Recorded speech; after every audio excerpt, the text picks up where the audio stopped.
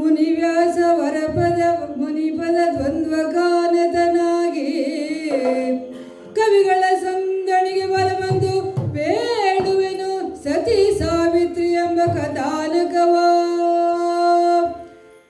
ಕವಿಗಳ ಸಂದಣಿಗೆ ಬಲಬಂದು ಬೇಡುವೆನು ಸತಿ ಸಾವಿತ್ರಿ ಎಂಬ ಕಥಾನಕವ.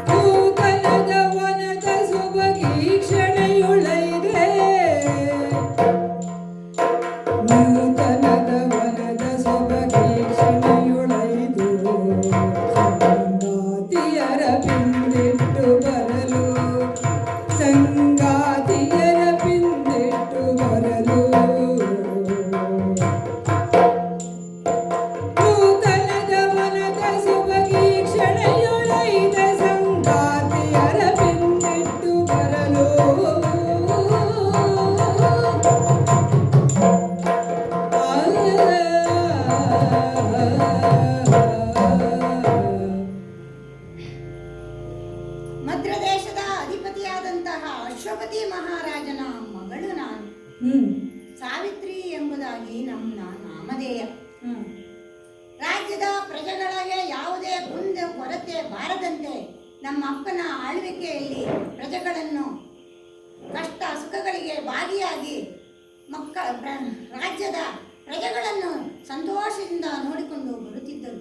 ಮಧ್ಯದೇಶದ ಪ್ರಜೆಗಳನ್ನು ಮಕ್ಕಳಂತೆ ಪೋಷಿಸುತ್ತಿದ್ದರು. ಸಂಸ್ಕಾರದಲ್ಲಿ ಆಗಲಿ, ನ್ಯಾಯ ತೀರ್ಮಾನ ಹೇಳುವುದರಲ್ಲಿ ಆಗಲಿ, ದೇವತಾರಾಧನೆ ಮಾಡುವುದರಲ್ಲಿ ಆಗಲಿ ಯಾವುದೇ ಕುಂದು ಕೊರತೆ ಬಾರದಂತೆ ಶ್ರದ್ಧಾಭಕ್ತಿಯಿಂದ ಪರಿಪಾಲಿಸಿಕೊಂಡು ಬಂದವರೆಂಬ ಪ್ರಜೆಗಳ ಹೆಗ್ಗಳಿಕೆಗೆ ಪಾತ್ರರಾದವರು ನಮ್ಮ ತಂದೆಯವರು. ಹೀಗೆ ನಮ್ಮ ರಾಜ್ಯದಲ್ಲಿ ಎಲ್ಲರೂ ಸುಖ ಸಂತೋಷದಿಂದ ಇರುತ್ತಿರುವ ಕಾಲದಲ್ಲಿ ತಂದೆಯವರಿಗೆ ಮಾತ್ರ ನೆಮ್ಮದಿಯೇ ದೊರೆಯುತ್ತಿರಲಿಲ್ಲ. ಯಾಕೆಂದರೆ ತಮಗೆ ಮದುವೆಯಾಗಿ ಹಲವು ವರ್ಷಗಳೇ ಕಳೆದು ಹೋದರೂ ಮಕ್ಕಳಾಗಲಿಲ್ಲವಲ್ಲ ಎಂಬ ಚಿಂತೆ ಅವರನ್ನು ಕಾಡುತ್ತಿತ್ತು. ಯಾಕೆಂದರೆ ತಮ್ಮ ಸ್ವಾರ್ಥಕ್ಕಲ್ಲದಿದ್ದರೂ ರಾಜ್ಯದ ರಕ್ಷಣೆಗಾಗಿಯೋ ಪ್ರಜೆಗಳ ಹಿತಕ್ಕಾಗಿಯೋ ಒಂದು ಕುಡಿಯನ್ನು ತನಗೆ ಕೊಡಬಾರದಿತ್ತೆ ಎಂದು ಅಲಗುತ್ತಿದ್ದರು. ಭಗವಂತ ತನಗೆ ಸಕಲವನ್ನೂ ಕೊಟ್ಟ ಸಂತತಿಯನ್ನು ಕೊಡದಾದನಲ್ಲ ಎಂಬ ಚಿಂತೆಯಲ್ಲಿಯೇ ಅವರು ದಿನ ಕಳೆಯುತ್ತಿದ್ದರು. ಹೀಗಿರುವ ಕಾಲಕ್ಕೆ ಕುಟುಂಬದ ಹಿರಿಯರು ಪುರೋಹಿತರು ಒಂದು ಸಲಹೆಯನ್ನು ಕೊಟ್ಟರು. ಏನು ಸಲಹೆ? ಅನವರತವಾಗಿ ಪೂಜಿಸಿಕೊಂಡು ಬಂದಂತಹ ಆ ಸಾವಿತ್ರಿ ದೇವಿಯ ವ್ರತವನ್ನು ಮಾಡಿದರೆ ಫಲ ಫಲಿಸೀತು ಎಂಬುದಾಗಿ. ಆದರೆ ಆ ಸಾವಿತ್ರಿ ದೇವಿಯ ವ್ರತವನ್ನು ಮಾಡುವುದು ಅಷ್ಟು ಸುಲಭ ಸಾಧ್ಯವಾದ ಸಂಗತಿಯಲ್ಲವೆಂಬುದು ಎಲ್ಲರಿಗೂ ಗೊತ್ತಿತ್ತು. ಆದರೆ ತಂದೆ ಮಾತ್ರ ಕಿಂಚಿತ್ತು ಚಿಂತಿಸದೆ ಸಂತೋಷದಿಂದ ಆ ವ್ರತಗಳನ್ನು ಮಾಡಲು ಒಪ್ಪಿಕೊಂಡರಂತೆ. ಶ್ರದ್ಧಾ ಭಕ್ತಿಯಿಂದ ಒಂದಲ್ಲ ಎರಡಲ್ಲ ಹತ್ತಲ್ಲ ಹಲವೆಲ್ಲ 18 ವರ್ಷಗಳ ಕಾಲ ವ್ರತಗಳನ್ನು ಮಾಡಿದರಂತೆ. ಒಂದು ದಿನಕ್ಕೆ 1,00,000 ಸಾವಿತ್ರಿ ದೇವಿಯ ಮಂತ್ರದ 1,00,000 ಹೋಮವನ್ನು ಮಾಡುತ್ತಿದ್ದರಂತೆ. ನಮ್ಮ ಶರೀರ ಪೋಷಣೆಗಾಗಿ ಕೇವಲ 6 ಭಾಗದಷ್ಟು ಆಹಾರವನ್ನು ಸೇವಿಸುತ್ತಿದ್ದರಂತೆ. ಈ ಎಲ್ಲ ಕಾಠಿಣ್ಯದ ಫಲವಾಗಿ ನಾನು ನಿನ್ನನ್ನು ಪಡೆದೆ ಮಗಳೇ ಎಂಬುದಾಗಿ ತಂದೆಯವರು ನನ್ನಲ್ಲಿ ಹೇಳಿಕೊಂಡರು. ಆಗಲೇ ಗೊತ್ತಾಗಿದ್ದು, ನನ್ನನ್ನು ಪಡೆಯುವುದಕ್ಕೆ ಮಾತಾಪಿತೃಗಳು ಅದೆಷ್ಟು ಕಷ್ಟಪಟ್ಟರೆಂಬ ಅರಿವಾಗಿದ್ದು. ಆದರೆ ನಾನು ಹುಟ್ಟಿದ ಮೇಲೆ ಅಪ್ಪನಿಗೆ ಚಿಂತೆ ದೂರವಾಯಿತು. ಯಾಕೆಂದರೆ ನನ್ನ ಬಾಲ್ಯ ಲೀಲೆಗಳನ್ನು ನೋಡುತ್ತಾ, ಆಟ ಪಾಠಗಳನ್ನು ಸವಿಯುತ್ತಾ ಸಂತೋಷದಲ್ಲಿ ದಿನ ಕಳೆಯುತ್ತಿದ್ದರು. ನನಗೆ ಸರಿಯಾಗಿ ವಿದ್ಯೆಯನ್ನು, ಬುದ್ಧಿಯನ್ನು, ಸಂಸ್ಕಾರವನ್ನು ಕಲಿಸಿಕೊಟ್ಟವರಾಗಿದ್ದಾರೆ. ನಾನೀಗ 16ರ ಹರೆಯದಲ್ಲಿದ್ದೇನೆ. ಆ ಎತ್ತರಕ್ಕೆ ಬೆಳೆದು ನಿಂತಿದ್ದೇನೆ. ಕಾಣಿಸ್ತಾ ಇದೆ.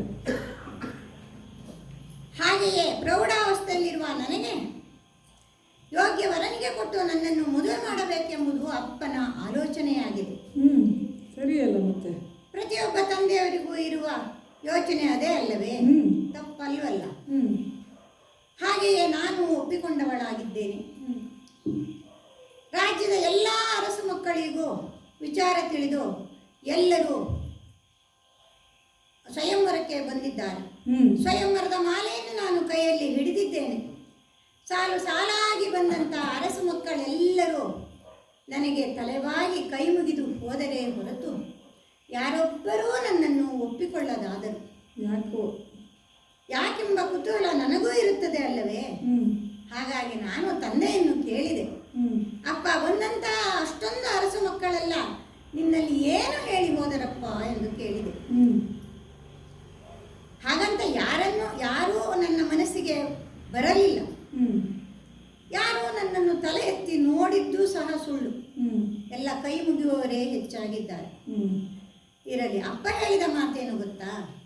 ಮಗಳೇ, ನಿನ್ನನ್ನು ನೋಡಿದರೆ ಭಕ್ತಿಯಿಂದ ಕೈ ಮುಗಿಯಬೇಕೆಂದೆ. ನಿನ್ನ ಮುಖ ನೋಡಿದರೆ ದಿವ್ಯ ತೇಜಸ್ಸು ನಿನ್ನಲ್ಲಿ ಕಾಣುತ್ತಿದೆ ಅಂತೆ. ನೀನು ಅಪ್ರತಿಮ ಸೌಂದರ್ಯವತಿಯಂತೆ, ಸುಂದರಿಯಂತೆ. ಹಾಗಾಗಿ ನಾವ್ಯಾರು ನಿಮ್ಮ ಮಗಳಿಗೆ ತಕ್ಕವರಲ್ಲ ಎಂಬುದಾಗಿ ನನ್ನಲ್ಲಿ ಅಪ್ಪ ಹೇಳಿದರು. ಅಯ್ಯೋ, ನನ್ನ ರೂಪವೇ ನನಗೆ ಶತ್ರುವಾಯಿತೆ. ಹೀಗೆಲ್ಲ ಯೋಚಿಸಿದರೂ ಅಪ್ಪನಿಗೆ ಒಂದು ಸಮಾಧಾನದ ಮಾತನ್ನು ಹೇಳಿದೆ. ಅಪ್ಪ, ಮದುವೆ ಏನು ತೊಂದರೆ ಇಲ್ಲ, ಆಗುವ ಕಾಲಕ್ಕೆ ಆಗುತ್ತದೆ, ಚಿಂತೆ ಮಾಡಬೇಡ ಎಂದು ಅಪ್ಪನಿಗೆ ಸಮಾಧಾನವನ್ನು ಹೇಳಿದೆ. ಆದರೆ ಅಪ್ಪ ಕೇಳಬೇಕಲ್ಲ, ಮಗಳೇ, ಹೆಣ್ಣಿಗೆ ಒಂದು ಮದುವೆ ಎಂಬುದು ಒಂದು ಸಂಸ್ಕಾರ. ಹಾಗಾಗಿ ಅದು ಒಂದು ಬಂಧ. ಮದುವೆಯಲ್ಲಿಯೇ ಪೂರ್ಣತೆಗೊಳ್ಳಬೇಕು ಹೆಣ್ಣು ಎಂದು ನನಗೆ ತಿಳಿ ಹೇಳಿದರು. ಹಾಗಂತ ಅಪ್ಪನವರ ಯೋಚನೆ ದಿನೇ ದಿನೇ ಹೆಚ್ಚಾಯಿತು. ಯಾಕೆಂದರೆ ಮೊದಲು ಮಕ್ಕಳಾಗಲಿಲ್ಲವೆಂಬ ಚಿಂತೆ, ಈಗ ಮಗಳಿಗೆ ಮದುವೆ ಆಗಲಿಲ್ಲವೆಂಬ ಚಿಂತೆ. ಅಪ್ಪನಿಗೆ ಒಟ್ಟು ಚಿಂತೆ ತಪ್ಪಿದ್ದಲ್ಲ. ಈ ಮಧ್ಯದಲ್ಲಿ ನಾನಿರುವವಳು ಅಪ್ಪನಿಗೆ ಇನ್ನೇನು ಮಾಡಬಹುದು ಎಂದು ಕೇಳಿದಾಗ ಅಪ್ಪನೇ ಒಂದು ನಿರ್ಧಾರಕ್ಕೆ ಬಂದರು. ಮಗಳೇ, ನಾನು ಮದುವೆ ಮಾಡಿಕೊಡದ ಒಬ್ಬ ಮಗಳಿಗೂ ಮದುವೆ ಮಾಡದ ತಂದೆ ಎಂದು ಲೋಕವೆಲ್ಲ ಆಡಿಕೊಳ್ಳುತ್ತದೆ. ಆ ನಿಂದೆಗೆ ನಾನು ಪಾತ್ರನಾಗುತ್ತೇನೆ. ಹಾಗಾಗಿ ನಾನೇ ಒಂದು ನಿರ್ಧಾರಕ್ಕೆ ಬಂದಿದ್ದೇನೆ. ನೀನೇ ಹೋಗಿ ನಿನಗೆ ಬೇಕಾದವರನ್ನು ಆಯ್ದುಕೋ ಎಂದು ನನಗೆ ಆ ಅಧಿಕಾರವನ್ನು ಕೊಟ್ಟವರಿದ್ದಾರೆ. ಅಪ್ಪನ ಅಸಹಾಯಕತೆಯನ್ನು ಕಂಡಂತಹ ನಾನು ಅಪ್ಪನ ಮಾತಿಗೆ ಬದ್ಧಳಾಗಿ ಸಿದ್ಧಳಾಗಿ ನಿಂತೆ. ವರಾನ್ವೇಷಣೆಗೆ ಹೊರಡುವ ಕಾಲಕ್ಕೆ ಅಪ್ಪ ನನಗೆ ಸಕಲ ಸಿದ್ಧತೆಗಳನ್ನು ಮಾಡಿಕೊಟ್ಟಿದ್ದಾರೆ. ಸಖಿ ವೃಂದದವರನ್ನು, ರಾಜಭಟರನ್ನು, ಆಪ್ತ ಮಂತ್ರಿಯನ್ನು ಕಳಿಸಿ ಕೊಡುವ ವ್ಯವಸ್ಥೆಯನ್ನು ಮಾಡಿದ್ದಾರೆ. ಮೇಲಾಗಿ ಚಿನ್ನದ ಪಲ್ಲಕ್ಕಿಯನ್ನೇ ತರಿಸಿಕೊಟ್ಟಿದ್ದಾರೆ. ಹಾಗಾಗಿ ನಾನು ವರಾನ್ವೇಷಣೆಗೆ ಹೊರಡುವ ತಯಾರಿಯಲ್ಲಿರುವಾಗ ಸಾವಿತ್ರಿ ದೇವಿಯ ಮಂದಿರಕ್ಕೆ ಹೋಗಿ ವಂದಿಸಿಕೊಂಡು ಬಂದದ್ದಾಗಿದೆ. ಗುರು ಹಿರಿಯರ ಅನುಮತಿಯನ್ನು ಪಡೆದುಕೊಂಡಿದ್ದೇನೆ. ತಂದೆ ತಾಯಿಯರ ಆಶೀರ್ವಾದವನ್ನು ಪಡೆದು ಒಂದು ರಥವೇರಿ ನೇರವಾಗಿ ಅರಮನೆಯಿಂದ ಹೊರಟಂತಹ ನಾನು ಅನೇಕ ಪ್ರದೇಶಗಳನ್ನು ಸಂಚರಿಸುತ್ತಾ, ನದಿ ನಗರ ಉದ್ಯಾನಗಳನ್ನು ವೀಕ್ಷಿಸುತ್ತಾ, ಗುಡ್ಡ ಬೆಟ್ಟಗಳನ್ನು ಹತ್ತಿಳಿಯುತ್ತಾ, ಅದೆಷ್ಟೋ ಅರಣ್ಯದ ಮಧ್ಯದಲ್ಲಿ ಸಿಗುವಂತಹ ಋಷಿ ಮುನಿಗಳನ್ನು ನೋಡಿ ಋಷಿ ಮುನಿಗಳಿಗೆ ಕೈ ಮುಗಿದು ಅವರ ಆಶೀರ್ವಾದವನ್ನು ಪಡೆದುಕೊಂಡದ್ದಾಗಿದೆ. ಇಲ್ಲಿಗೆ ಬಂದು ಸಾಕಷ್ಟು ದಿನಗಳೇ ಸಂದು ಹೋದವು. ತಿಂಗಳು ಕಳೆದರೂ ತಿರುಕನ ಕನಸು ನನಸಾಯಿತೇ ಹೊರತು ನನ್ನ ಕನಸು ಕನಸಾಗಿಯೇ ಉಳಿಯಿತಲ್ಲ. ಹಾಗಂತ ನಾನು ನಿರಾಸೆಗೊಳ್ಳದೆ ಮುಂದೆ ಮುಂದೆ ಸಾಗಬೇಕೆಂಬ ಹಂಬಲದಲ್ಲಿ ನನಗೊಂದು ತತ್ವ ನೆನಪಿಗೆ ಬಂತು.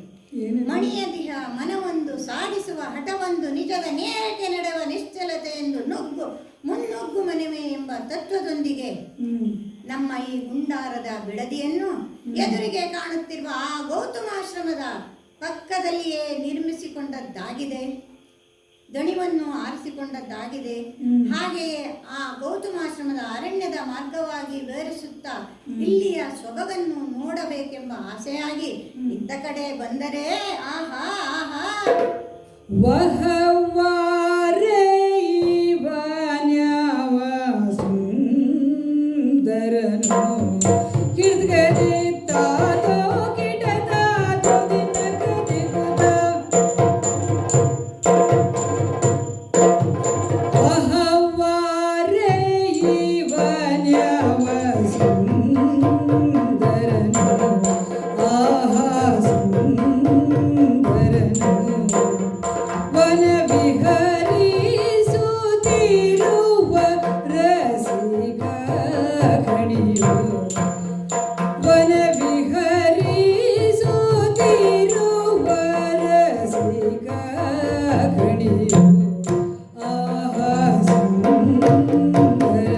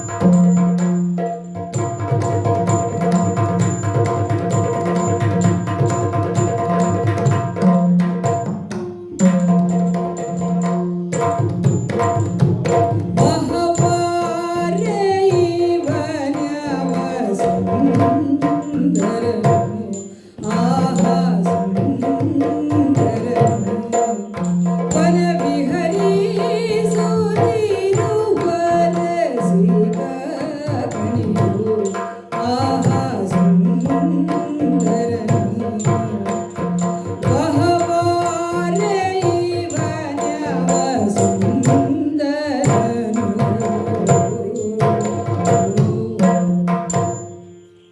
ಬಿಸಿಲಿನಿಂದ ಬಳಲಿ ಬಂದಂತಹ ನನಗೆ ಈ ಪುಣ್ಯ ಭೂಮಿಯಲ್ಲಿ ತಂಪಾದ ಗಾಳಿಯೊಂದು ಬೀಸಿ ನನ್ನನ್ನು ಸ್ವಾಗತಿಸುತ್ತುವಂತೆ ಭಾಸವಾಗುತ್ತಿದೆಯಲ್ಲ.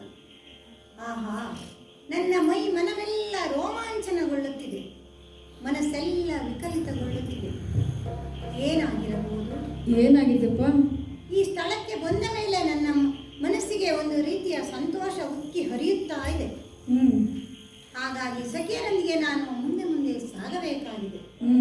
ಆಹಾ, ನಾನು ನೋಡುತ್ತಿರುವ ದೃಶ್ಯವಾದವು ಏನು? ಯಾವ ದೃಶ್ಯ? ಇತ್ತ ಕಡೆ ಓರ್ವ ತರುಣನು, ಸುಂದರವಾದ ತರುಣನೋರ್ವನು ನನ್ನ ಕಣ್ಣಿಗೆ ಕಾಣಿಸುತ್ತಿದ್ದಾನಲ್ಲ. ಆತ ಯಾರಿರಬಹುದು? ನನಗಾಗಿಯೇ ಸೃಷ್ಟಿಸಿದ ಸಾವಿತ್ರಿ ದೇವಿ ನನಗಾಗಿಯೇ ಸೃಷ್ಟಿಸಿದ ವರನಿರಬಹುದೇ? ನನ್ನ ಪ್ರಯತ್ನ ಇಲ್ಲಿಯೇ ಫಲಿಸಬಹುದೇ? ಆತ ಯಾರಿರಬಹುದು? ಆತನ ಚಲನವಲನವನ್ನು ನೋಡುತ್ತಾ ಇದ್ದರೆ ಅದಾವುದೋ ಯಜ್ಞಕ್ಕೋ ಯಾಗಕ್ಕೋ ಬೇಕಾದಂತಹ ದ್ರವ್ಯಗಳನ್ನು ಸಂಗ್ರಹಿಸುತ್ತಿರುವಂತೆ ಕಾಣುತ್ತಾ ಇದೆ. ಅಂದ ಮೇಲೆ ಅವನು ಜ್ಞಾನಿಯೇ ಇರಬೇಕು. ಆಹಾ, ಎಂತಹ ದಿವ್ಯವಾದ ಸೌಂದರ್ಯ ಅವನದು. ಅವನ ಕಂಗಳನ್ನು ನೋಡಿದರೆ, ಅವನ ಮುಖಭಾವವನ್ನು ನೋಡಿದರೆ ಸೂರ್ಯನ ತೇಜಸ್ಸಿನಂತೆ ಕಂಗೊಳಿಸುತ್ತಿದೆಯಲ್ಲ. ಇದೇನಿದು? ನನ್ನ ಮನಸ್ಸೆಲ್ಲ ಅವನತ್ತ ಸಾಗುತ್ತಿದೆಯಲ್ಲ. ನೋಡುತ್ತಿದ್ದಂತೆ ನಾನು ಅವನಲ್ಲಿ ಭಾವೈಕ್ಯಳಾಗುತ್ತಿದ್ದೇನಲ್ಲ. ಸಖಿಯರೇ, ನಾನು ಅವನಲ್ಲಿ ಭಾವಪರವಶಳಾದೆನಲ್ಲ. ಮಾತಾಡಿಸ್ತೀರ?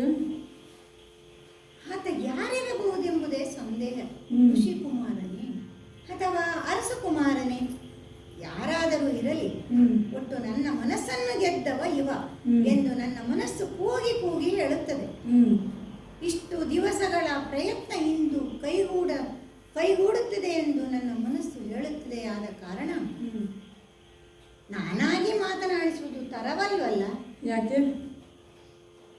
ಆದರೆ ಅವನ ಕಣ್ಣು ತಪ್ಪಿಸಿ ನಾನು ಎಲ್ಲೂ ಹೋಗಲಾರೆ. ಹಾಗಾಗಿ ಈ ಅವನ ಎದುರಿನಲ್ಲಿಯೇ ಅತ್ತ ಇತ್ತ ಸುಳಿದಾಡುತ್ತಾ ಇರುತ್ತೇನೆ. ಮುಂದೆ ಏನಾಗುತ್ತದೆಯೋ ಕಾದು ನೋಡಬೇಕಾಗಿದೆ.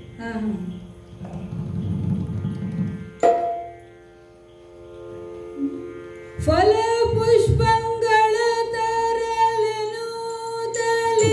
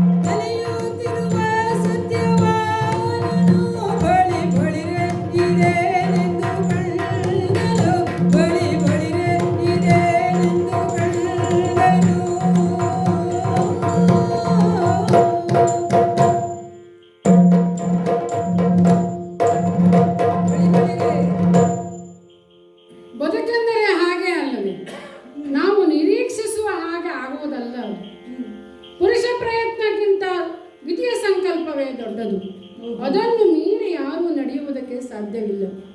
ಅದಲ್ಲವಾದರೆ ಒಂದು ರಾಜ್ಯದಲ್ಲಿ ಹುಟ್ಟಿ ಅರಗುವರನಾಗಿ ಹುಟ್ಟಿ ಒಂದು ರಾಜ್ಯದ ರಾಜಕುಮಾರನಾಗಿಯೋ ಅಥವಾ ರಾಜನಾಗಿಯೋ ಮೆರೆಯಬೇಕಾದಂತಹ ನಾನು ಇಂದು ನಮ್ಮ ತಪ್ಪಿಲ್ಲದೆ ಯಾವ ಅಪರಾಧವೂ ನಮ್ಮಿಂದ ಘಟಿಸದೆ ರಾಜ್ಯಭ್ರಷ್ಟರಾಗಬೇಕಾಗಿ ಬಂತಲ್ಲ, ಆಶ್ರಮವಾಸಿಗಳಾಗಿ ಬದುಕಬೇಕಾಗಿ ಬಂತಲ್ಲ. ಹಾಗಂತ ಆ ಕುರಿತಾಗಿ ನಮಗೇನು ಬೇಸರವೇನೂ ಇಲ್ಲ. ಈ ಮೇಧ್ಯಾರಣ್ಯದಲ್ಲಿ ಮುನಿ ಮಾಂಡವ್ಯರ ಮಾರ್ಗದರ್ಶನದಲ್ಲಿ ಜ್ಞಾನಾರ್ಜನೆಯನ್ನು ಮಾಡುತ್ತಾ ಈ ಅರಣ್ಯವನ್ನು ಸುತ್ತುತ್ತಾ ಅಲ್ಲಿರುವ ಗಿಡ ಮರಗಳನ್ನು ನೋಡುತ್ತಾ ಅಥವಾ ಪ್ರಕೃತಿಯನ್ನು ಕಾಣುತ್ತಾ ವೃದ್ಧ ಮಾತಾಪಿತೃಗಳನ್ನು ಸೇವೆ ಮಾಡುತ್ತಾ ಸಂತೋಷವಾಗಿಯೇ ಇದ್ದೇನೆ. ಹಾಗಂತ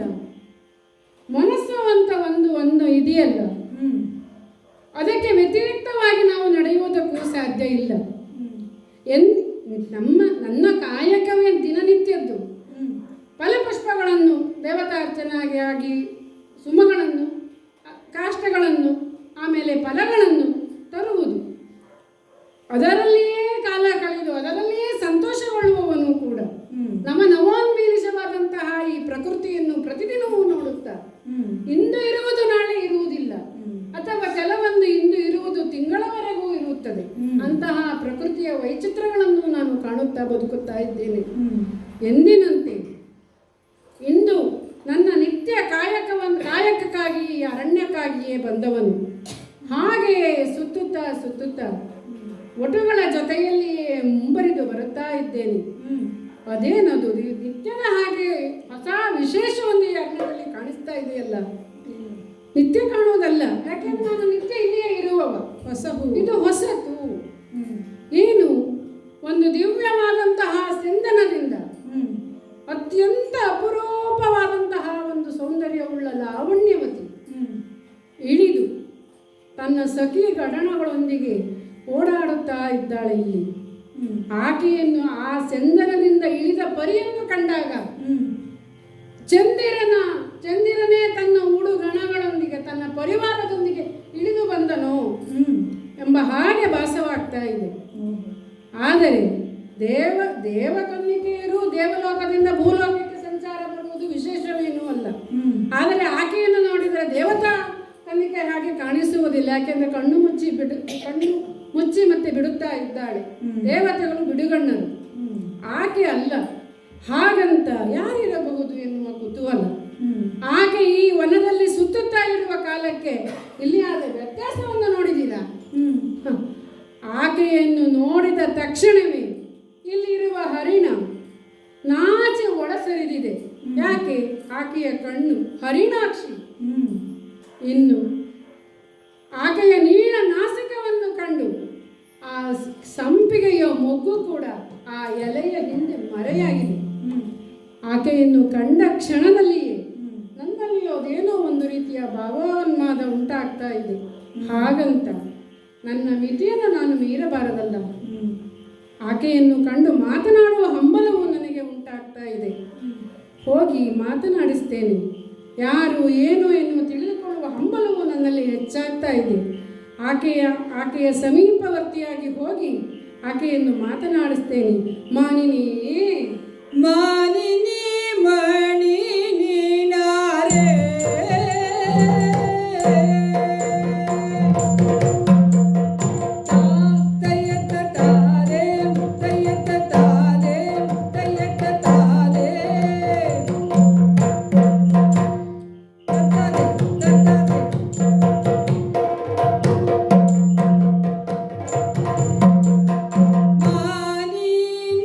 ಮಣಿ ನೀನಾರೆ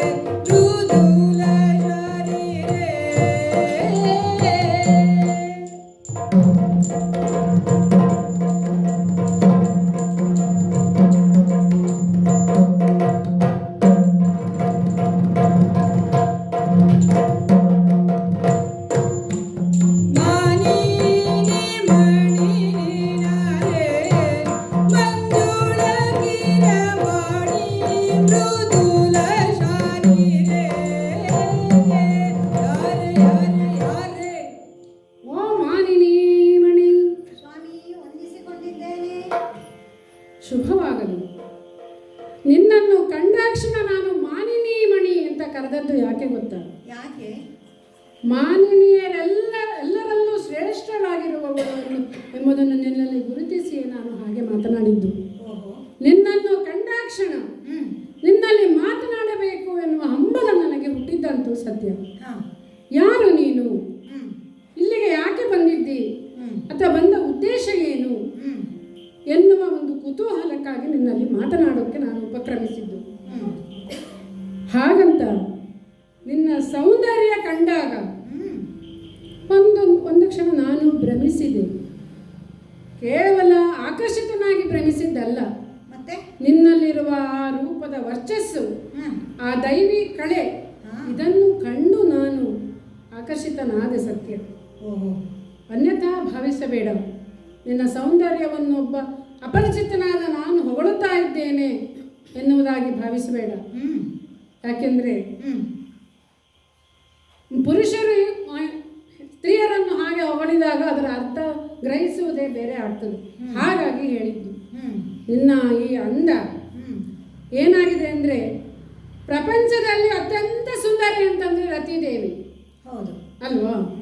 ಆ ರತಿದೇವಿಯ ಗಂಡನಾದ ಕಾಮ ತನ್ನ ಹೆಂಡತಿಗಿಂತ ಮಿಗಿಲಾದ ಸುಂದರಿ ಇಲ್ಲ ಎನ್ನುವ ಭಾವನೆಯಲ್ಲಿದ್ದವ ನಿನ್ನ ಕಂಡು ಅಥವಾ ನಿನ್ನ ಈ ಸೌಂದರ್ಯವನ್ನು ಕಂಡು ಅವನ ಕೈ ಬಿಲ್ಲು ಜಾರಿತೋ, ಅಥವಾ ಸೂರ್ಯನ ಬೆಳಕಿಗೆ ಅರಳುವಂತಹ ಕಮಲ ನಿನ್ನ ಆನನದ ಸೌಂದರ್ಯವನ್ನು ಕಂಡು ತಲೆ ತಗ್ಗಿಸಿತೋ ಎನ್ನುವ ಭಾವ ನನ್ನಲ್ಲಿ ಮೂಡಿ ಅಷ್ಟು ಸೌಂದರ್ಯವತಿಯಾಗಿ ನೀನಿದ್ದಿ. ಹಾಗಾಗಿ ದಿನನಿತ್ಯ ಈ ವನದಲ್ಲಿ ಓಡಾಡುವ ನನಗೆ ನೀನೀಗ ಇಲ್ಲಿ ನಿನ್ನನ್ನು ಕಂಡದ್ದು ನನಗೆ ಆಶ್ಚರ್ಯವೂ ಆಗಿದೆ, ಕುತೂಹಲವೂ ಆಗಿದೆ. ಹಾಗಾಗಿ ನೀನು ಯಾರು, ನಿನ್ನ ಹೆಸರೇನು, ನಿನ್ನ ಪೂರ್ವಾಪರಗಳೇನು ಎಲ್ಲವನ್ನು ಕೇಳುವ ಕುತೂಹಲ ನನಗಾಗಿದೆ. ಹೇಳಲಿಕ್ಕೆ ಅಭ್ಯಂತರ ಇಲ್ಲದಿದ್ದರೆ ಹೇಳಬೇಕು. ಸ್ವಾಮಿ, ಸುಬಲ ಮಾತ್ರ ದಿಪನ ತನುಜೆ ಅಬಲೆ ಸಾವಿತ್ರಿ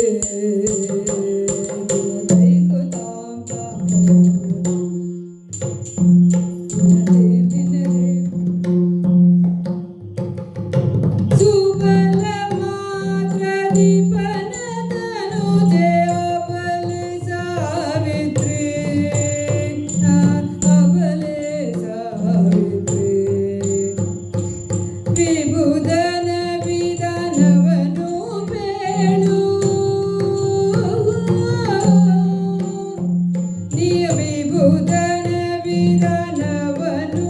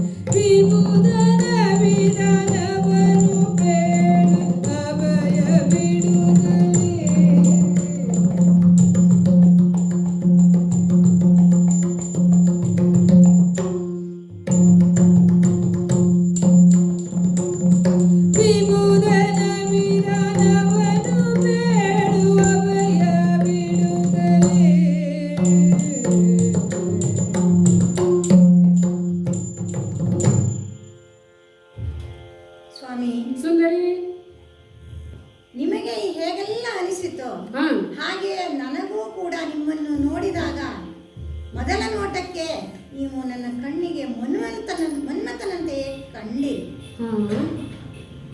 ಯಾಕೆಂದರೆ ನಿಮ್ಮನ್ನು ನೋಡಿದಾಕ್ಷಣ ನನ್ನ ಮನಸ್ಸು ಹೂವಿನಂತೆ ಅರಳಿತು.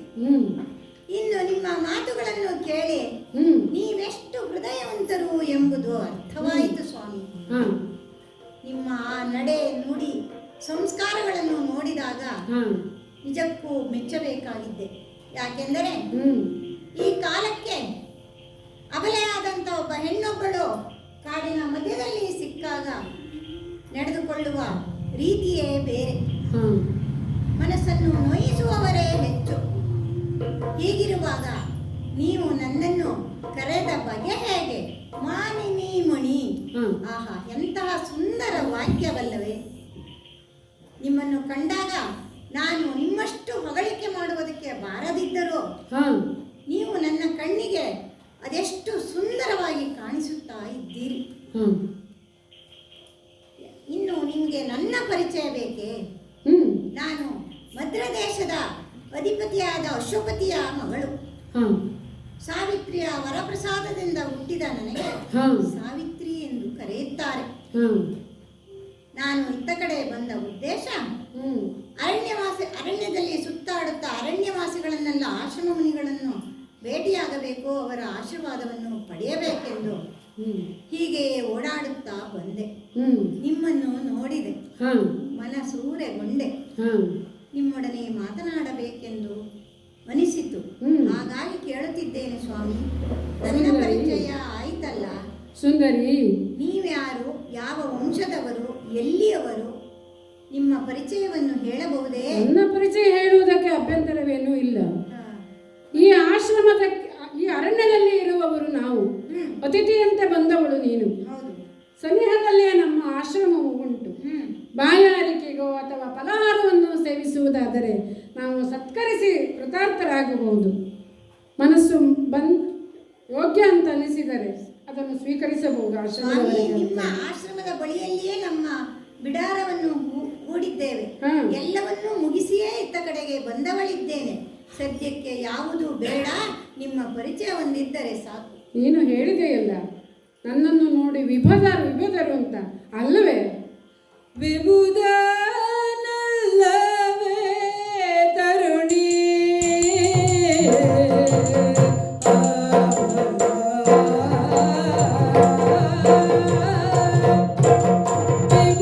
ವಿಭುಧನಲ್ಲವೇ ತರುಣಿ, ನಾನು ಸತ್ಯವಾನ ವಿಭುಧರಣಿಯಾಳೆನುವೆ,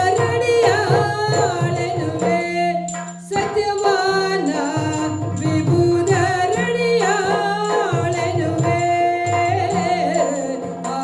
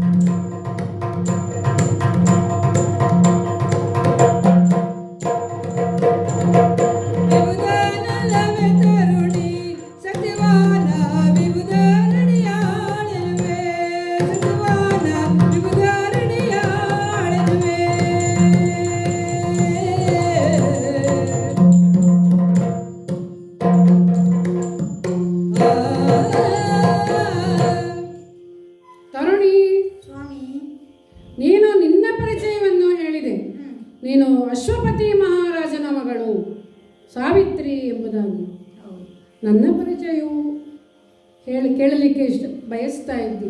ಹೌದು. ಹಾಗಂತ ನೀನು ಗ್ರಹಿಸಿದ ಹಾಗೆ ಅಥವಾ ನನ್ನ ಈ ಪರಿವೇಶವನ್ನು ನೋಡಿ ನೀನು ಹಾಗೆ ಗ್ರಹಿಸಿರಬಹುದು.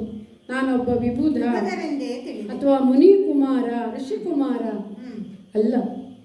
ನಾನು ವಿಬುಧನಲ್ಲ, ನಾನೊಬ್ಬ ಕ್ಷತ್ರಿಯ ಕುಮಾರ. ಓಹೋ, ಸಾಂಗಭೂಪತಿ ದ್ಯುಮತ್ಸೇನ ಎನ್ನುವ ಆ ರಾಜನ ಮಗ ನಾನು. ನನ್ನ ಹೆಸರು ಸತ್ಯವಾನ್. ಹಾಗಂತ ನನಗೆ ಇನ್ನೂ ಒಂದು ಹೆಸರುಂಟು. ಏನದು? ಚಿಕ್ಕಂದಿನಿಂದ ನನಗೆ ಕುದುರೆ ಎಂದರೆ ಬಹಳ ಪ್ರೀತಿ. ಹಾ, ಆ ಕುದುರೆಯನ್ನು ಕಂಡು ಅದನ್ನು ಮಣ್ಣಿನಿಂದಲೋ ಅದನ್ನು ಚಿತ್ರಿಸುತ್ತಿದ್ದೆ ನಾನು. ಅದನ್ನು ಮಾಡುತ್ತಾ ಇದ್ದೆ. ಹಾಗಾಗಿ ನನಗೆ ಚಿತ್ರಾಶ್ವ ಎನ್ನುವ ಹೆಸರು ಉಂಟು. ಆದರೆ ಪ್ರತೀತಿಯಲ್ಲಿರುವುದು ಅಥವಾ ತಂದೆ ತಾಯಿ ಇಟ್ಟಂತಹ ಹೆಸರು ಸತ್ಯವಾನ್. ಹಾಗೆ ಈವರೆಗೂ ಸುಳ್ಳನ್ನು ಹೇಳಿದವನು ಅಲ್ಲ.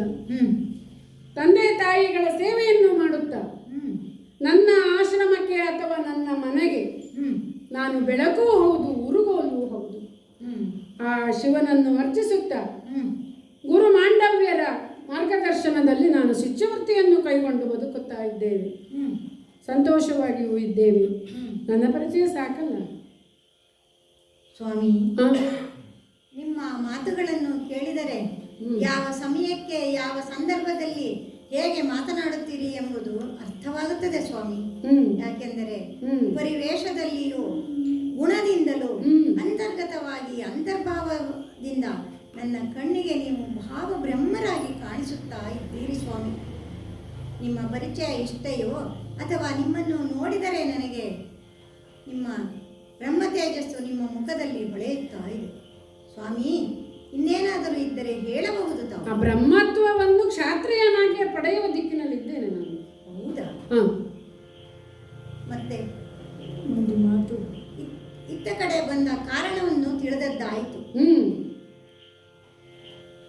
ನಿಮ್ಮ ಮುಖ ನೋಡಿದರೆ ಬ್ರಹ್ಮ ತೇಜಸ್ಸಿನಿಂದ ಬ್ರಹ್ಮ ತೇಜೋ ಮೂರ್ತಿ ಕ್ಷಾತ್ರನೇ, ಬ್ರಹ್ಮ ತೇಜೋ ಮೂರ್ತಿ ಕ್ಷಾತ್ರನೇ, ಬ್ರಹ್ಮ ಲಿಖಿತದೊಳೋಪನರಸುವೆ, ಬ್ರಹ್ಮ ಲಿಖಿತದೊಳೋಪನರಸುವೆ, ಬ್ರಹ್ಮಚರ್ಯವ ತ್ಯಜಿಸಿ ಕನ್ಯಾವರಣೆಗೈಯನಲು,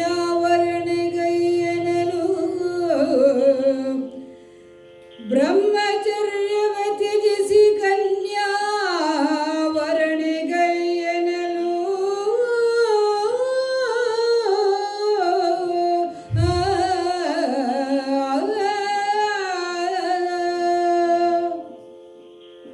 ಸ್ವಾಮಿ, ಸುಂದರಿ, ಸೂರ್ಯನ ಎದುರಿನಲ್ಲಿ ನಿಂತು ಮರೆಯಾಗಿ ನಿಲ್ಲುತ್ತೇನೆಂಬುದು ಮೂರ್ಖತನ. ಈಗ ನನಗೆ ಅನಿಸಿದ್ದನ್ನು ನಾನು ಹೇಳಬೇಕೆನಿಸುತ್ತದೆ. ನಿಮ್ಮನ್ನು ಈ ಕಾಲಕ್ಕೆ ನೋಡುತ್ತಿರುವಾಗ ನೀವು ಓರ್ವ ಬ್ರಹ್ಮಚಾರಿ ಎಂದು ನನಗೆ ಅನಿಸುತ್ತಾ ಇದೆ. ನಿಸ್ಸಂಶಯವಾಗಿ ನಿಜಕ್ಕೂ ನೀವು ಬ್ರಹ್ಮಚಾರಿಗಳೇ ಅಲ್ಲವೇ? ಸತ್ಯ. ವಿವಾಹ ಆಗಿಲ್ಲ ತಾನೆ? ಇವರಿಗೆ ಆಗಿಲ್ಲ. ಒಳ್ಳೆಯದಾಯಿತು, ನನ್ನ ಬದುಕು ಸಾರ್ಥಕವಾಯಿತು ಎಂದು ಅನಿಸಿಕೊಂಡೆ. ಯಾಕೆ ಗೊತ್ತಾ? ಯಾಕೆ? ನಾನು ಒಂದು ಹುಡುಕಾಟದಲ್ಲಿಯೇ ಇಲ್ಲಿಯವರೆಗೆ ಬಂದವಳು. ಏನು ಹುಡುಕಾಟ? ನಾನು ಒಂದು ರೀತಿಯ ನನಗೆ ಬೇಕಾದ ವರನನ್ನು ಹುಡುಕಿಕೊಳ್ಳಬೇಕೆಂದು ವರಾನ್ವೇಷೆಯ ಸಲುವಾಗಿಯೇ ಈ ಕಾಡಿನತ್ತ ಬಂದವಳು. ಅಂದರೆ ಸ್ವಯಂವರ. ಸ್ವಯಂವರ. ಹೆಣ್ಣಿಗೆ ಸ್ವಾತಂತ್ರ್ಯ ಇರುತ್ತದೆಯಲ್ಲ, ಆ ಅಧಿಕಾರ ನಮ್ಮ ಅಪ್ಪ ನನಗೆ ಕೊಟ್ಟಿದ್ದಾರೆ. ನನಗೆ ಬೇಕಾದದ್ದನ್ನು ಆಯ್ದುಕೊಳ್ಳಬೇಕೆಂದು ನಿಮ್ಮನ್ನು ನೋಡಿದಾಗ ನನ್ನ ಹುಡುಕಾಟ ಇಲ್ಲಿಗೆ ಮುಗಿಯುತ್ತದೆ ಎಂದು ನಾನು ಭಾವಿಸಿದವಳು. ನೀವೀಗ ಬ್ರಹ್ಮಚರ್ಯವನ್ನು ಬಿಟ್ಟು ಗೃಹಸ್ಥಾಶ್ರಮಿಯಾಗಬೇಕು, ಅಂದರೆ ನನ್ನನ್ನೇ ಕೈ ಹಿಡಿಯಬೇಕೆಂಬುದು ನನ್ನ ಹಂಬಲ. ಏನು ಹೇಳ್ತಾ ಇದ್ದೀಯ? ನಿಮ್ಮ ಅನಿಸಿಕೆಯನ್ನು ನನ್ನ ಮುಂದೆ ಹೇಳಿಕೊಂಡರೆ ನಾನು ಧನ್ಯಳಾದೆ. ನೀನು ತಿಳಿದುಕೊಂಡ ಆಗ ನಾವಲ್ಲವೇ? ಕಡು ದರಿದ್ರರು ನಾವು. ಕಡು ದರಿದ್ರರು ನಾವು, ಉಡುತೋಡಲುಣಲು.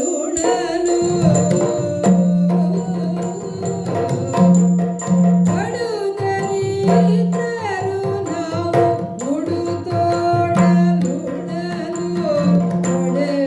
ಒಡವಿಯಾಣ್ಮಜಿ ನೀನು ಮುಡುಪತಿ ಮುಕಡು, ಒಡವಿಯಾಣ್ಮಜಿ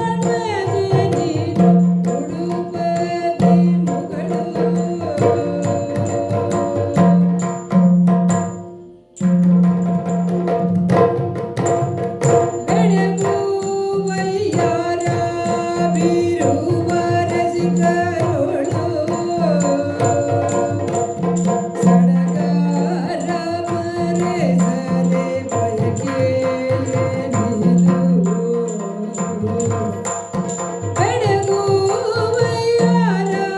ಬೀರುವ ರಸಿಕರೋಳು ಸಡಗಾರ ಮೇಲೆ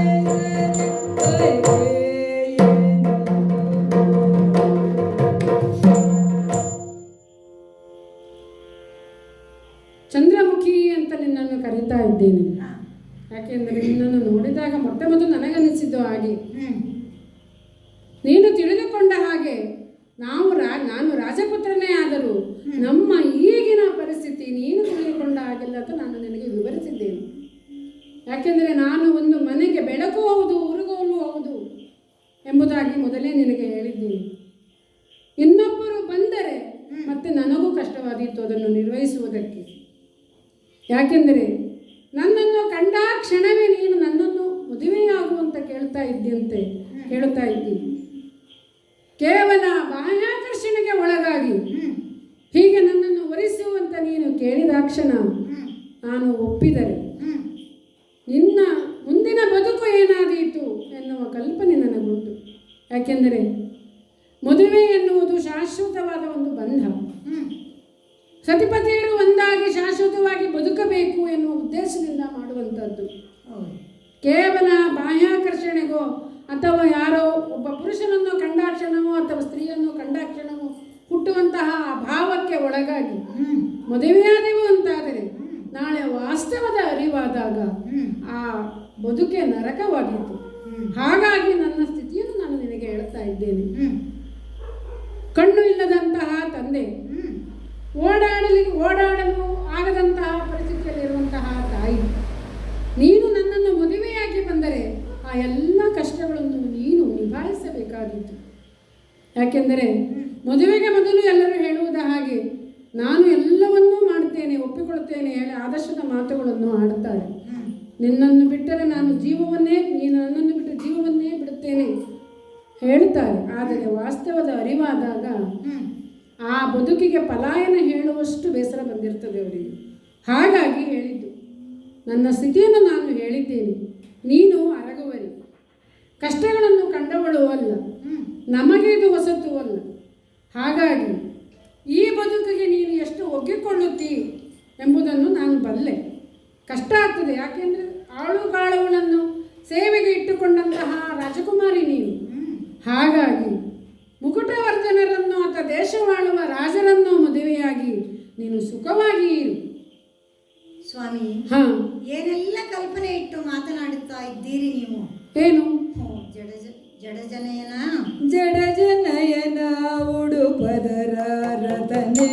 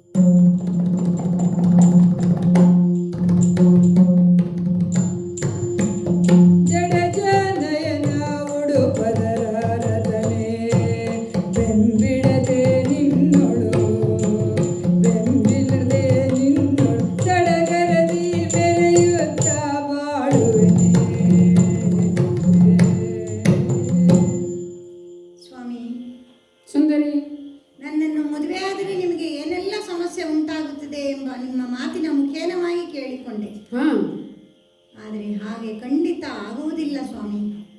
ನನ್ನ ಮುಂದೆ ನೀವು ಕೊಡುವ ದಾರಿದ್ರ್ಯವನ್ನೇ, ನಿಮ್ಮ ಬಡತನವನ್ನೇ ಮುಂದಿಟ್ಟುಕೊಂಡಿರಿ.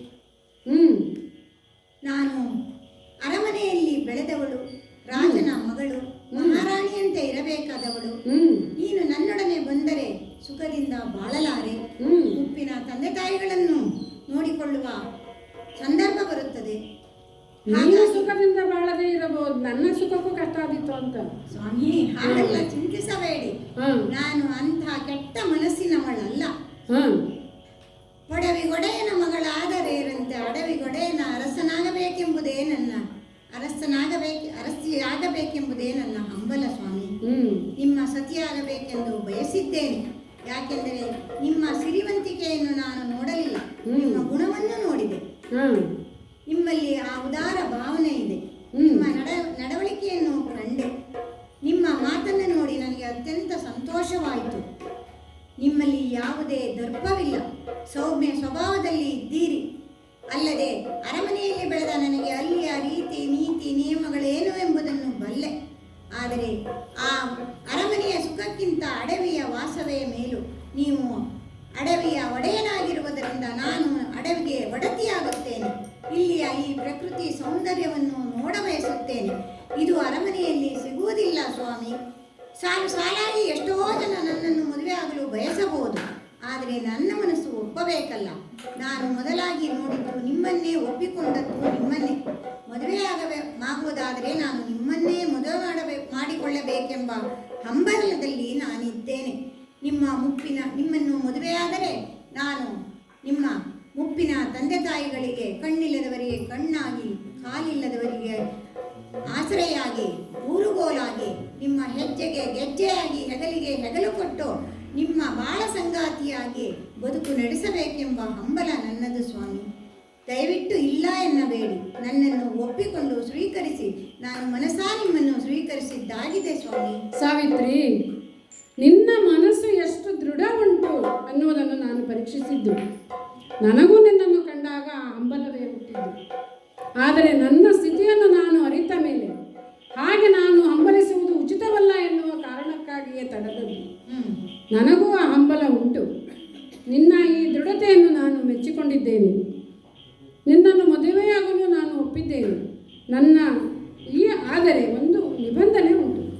ನಿನ್ನ ಊರಿಗೆ ನಾನು ಬಂದು ನಿನ್ನನ್ನು ವಿವಾಹ ಆಗಲಾರೆ. ಖಂಡಿತ ಬರುವುದು. ಯಾಕೆಂದರೆ ತಂದೆ ತಾಯಿಯನ್ನು ಬಿಟ್ಟು ನಾನು ಆಗಲಿರುವವನು ಅಲ್ಲ. ಹಾಗಾಗಿ ನೀನು ನಿನ್ನ ತಂದೆಯವರಲ್ಲಿ ನೀನು ಮಾತನಾಡಿ, ನಾನು ನನ್ನ ತಂದೆಯವರಲ್ಲಿ ವಿಷಯವನ್ನು ಹೇಳಿ, ಒಂದು ಶುಭ ಮುಹೂರ್ತದಂದು ನಾವಿರುವರು ಸತಿಪತಿಗಳಾಗೋಣ.